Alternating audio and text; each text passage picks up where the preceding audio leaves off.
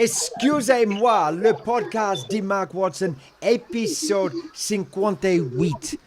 That's episode 58 of the Apologise to Me podcast. I am in France. Martin Devlin, IOS on tour, the Rugby World Cup, and my great mate Mark Watson, legendary broadcaster, is in China. Watto, where are you? I'm in a place called Quilian. It's a city of 5 million people. It's in southern China, about 500 kilometres from the border of Vietnam. Been here doing a World Tour bike race, the last World Tour event of 2023. And I've got to say, absolutely stunning city. It absolutely blows me away. Very vibrant, a lot of energy around the place at the moment. And certainly impressed. Isn't this incredible, mate? And, you know, the privilege that we get of doing this as a job, of getting paid to be in different parts of the world. You're in a city of 5 million, in a country of about 1.5 billion. I'm in a city of, 12 million people. I think, 60 or 80 million or something like that in France. It just puts in perspective, doesn't it? We are at the end of the world. We've got a beautiful little place, and there's only a few of us Kiwis. Yeah, that's right. Someone said to me the other day, there's a lot of hardship in the world. You've only got to look at what's happening in Israel at the moment, what's happening in Eastern Europe. And, I think it's true. There's probably 6 billion people in the world that would trade places with us tomorrow. And I think sometimes we get that. We breathe the gas in our own room. We're caught up in our own little political differences. But really, on a larger scale, mate, we do live in the land of milk and honey. All right, Mark, I want to talk about the Rugby World Cup, of course. I don't know, and I'm going in blind here. I don't know how much you've seen of it, but I presume that, yes, you got to watch and then follow up with a lot of post-match, the All Blacks versus Ireland. I absolutely got up at 3 o'clock here in the morning. I mean, you're a New Zealander. It's just what you do, isn't it? It's a birthright. It's just part of the fabric of who we are. And it was just, the most incredible game of rugby.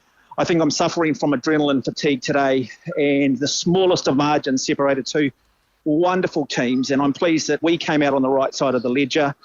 I mean, I said it last week, Martin, what you're playing for, isn't it, between being labelled the greatest ever or going down as the greatest never. And I think that was probably, what Sam Cane was facing, probably what Ian Foster as a coach was facing, and maybe a number of under players. And we're still in the tournament. We've got to, can't underestimate Argentina, but yeah, boy, what a wonderful game. I'm just so thrilled for New Zealand that we did get across the line. Because as I said, Martin, they talk about making all these sacrifices to judge us on the World Cup. I'm not a believer in that. I don't like that philosophy. And if we are going to put all our eggs in one basket, then we need to win. And yeah, so far so good. Well, we've had Matt Gunn on being positive, and I wanted to get you on because it's about time you stuck that big chin of yours out, mate. I'm talking about Ian Foster. I'm talking about Beauden Barrett. I'm talking about Sam Cane. And did you get it wrong?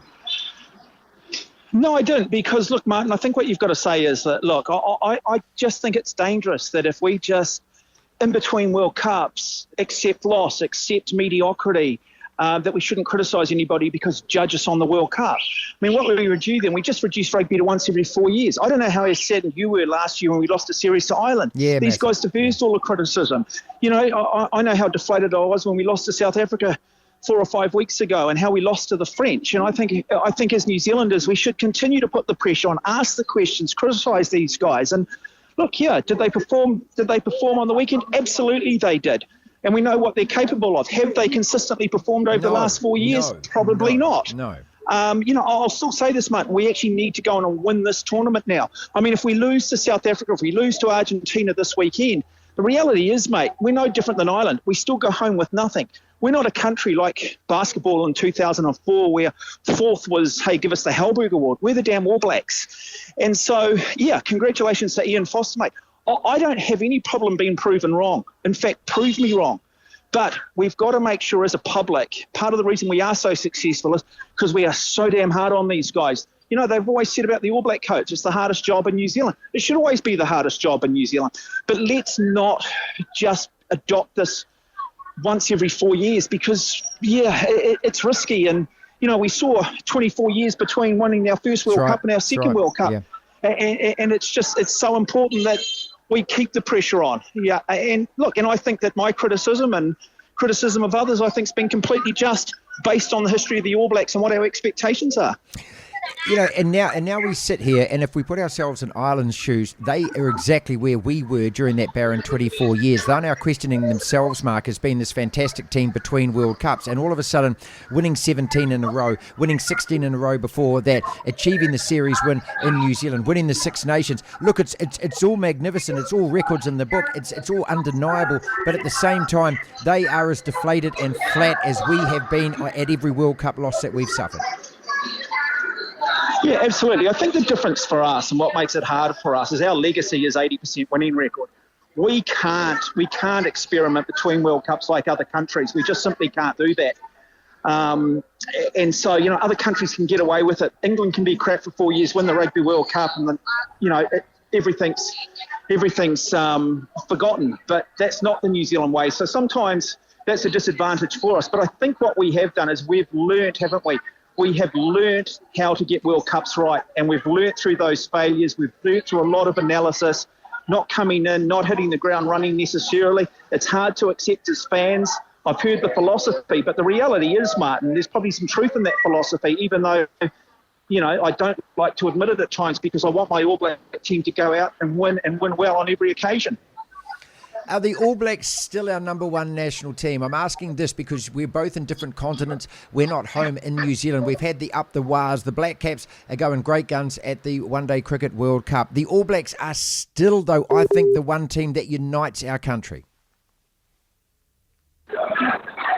Look, absolutely, and so it should. They've got 120 years, and I guess my concerns over the last 4 years are that apathy was just starting to creep in and that we could end up losing that, and I guess that's where I'm coming from. But look, I've done some of the biggest sporting events in the world. I've seen the biggest sporting events in the world. But when Test match rugby is played, like we saw on Saturday, like we've seen against South Africa in recent, throughout history, there is no better spectacle, mate. I mean, you're sitting on the edge of your seat. You've got your adrenaline going. If we lose, I feel embarrassed. I feel angry. And if we win, mate, I am walking on cloud nine. I don't have a concern in the world.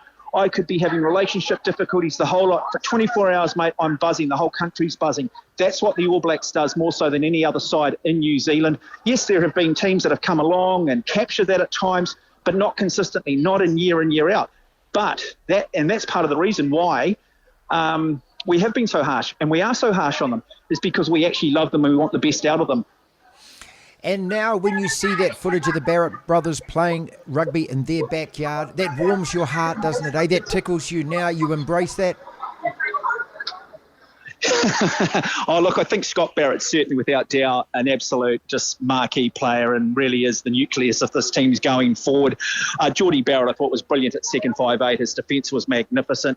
And look, Beauden, I mean, he certainly took on board, I guess, some of the criticism from the French game about kicking the ball away. And so, look, I mean, they're clearly talented footballers, aren't they? And look, I mean, there was a period, though, where I just felt it got too much there was a little bit too much around the story of the Barrett brothers. And I'm like, well, that story's great, but we're not winning chess. We're losing chess series to Ireland. But look, as we always say, Martin, the All Black coaches and the guys like Schmidt and stuff, as much as we think we know our rugby, those guys clearly know a lot more and see things in training that perhaps we don't. And sometimes we get frustrated with selections, but they're around these guys the whole time.